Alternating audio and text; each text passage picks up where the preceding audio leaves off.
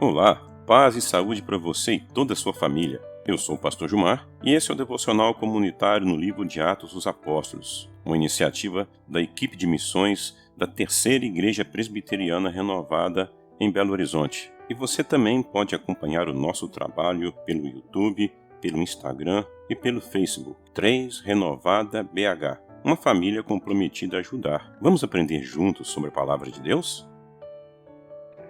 Atos 13, do versículo 1 ao 3.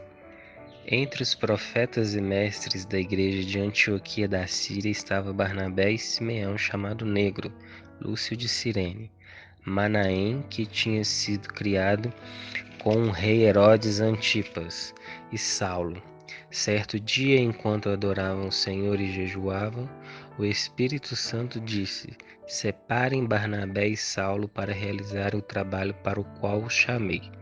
Então, depois de mais jejuns e orações, impuseram as mãos sobre eles e os enviaram em sua missão.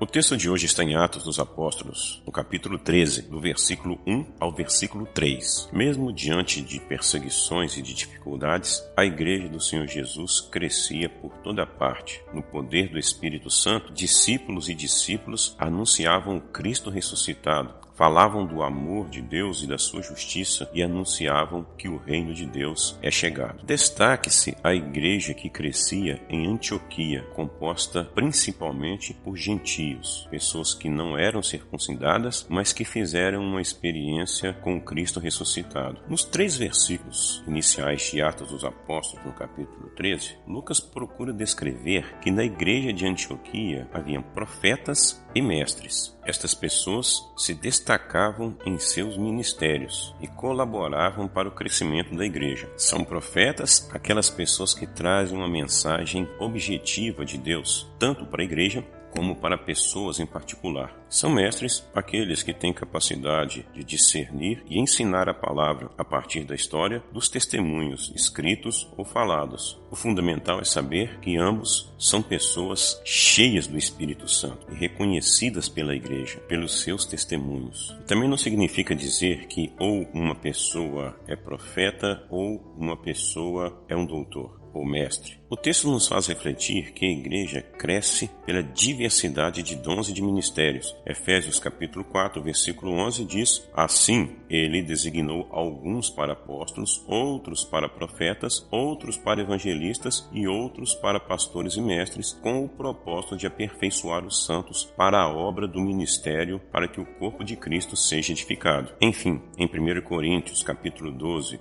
no versículo 4, Paulo escreve: Existem diferentes tipos de dons, mas o Espírito é o mesmo. E o interessante é que, quando Lucas nos apresenta uma pequena lista com alguns nomes, podemos perceber que eram pessoas de origens muito diversificadas. Barnabé era um judeu natural de Chipre. Simeão, chamado Níger, em outras palavras, o Negro. Lúcio de Cirene. E Manaém, com um destaque especial, pois era uma pessoa que fazia parte da nobreza, certamente com uma boa condição social. Ele era parente de Herodes, o tetrarca. Qualquer que tenha sido a condição social dessas pessoas, eles se destacam não por este aspecto das suas vidas. Mas Lucas diz o seguinte: enquanto eles estavam adorando o Senhor e jejuando, o Espírito falou com eles. Nesse grupo de pessoas, também precisamos destacar a presença de Saulo, aquele que foi perseguidor da igreja, mas depois que se converteu, transformou-se em um discípulo muito importante para o crescimento da igreja e para o fortalecimento dos ensinamentos da fé cristã. Que eram pessoas capacitadas humanamente, a gente pode até compreender, mas é fundamental reforçarmos que eram pessoas que se preocupavam em colocar a sua vida diante do Senhor, em adoração, em oração, em consagração. Sabiam muito bem que precisavam estar cheios do Espírito Santo para o cumprimento da missão, e não bastava apenas todo um conteúdo intelectual. Certamente, uma pessoa cheia do Espírito Santo, com um vasto conhecimento conhecimento tanto da história da Bíblia e de toda a fé cristã, como também de um vasto conhecimento a respeito do mundo da sua época, pessoas assim, cheias do Espírito Santo, podem colaborar significativamente para o cumprimento da missão. O Espírito Santo disse: separem-me agora, Barnabé e Saulo, para a obra a que os tenho chamado. Grande a responsabilidade que pesa sobre a vida de Barnabé e Saulo, e a igreja não poderia fazer de outra maneira.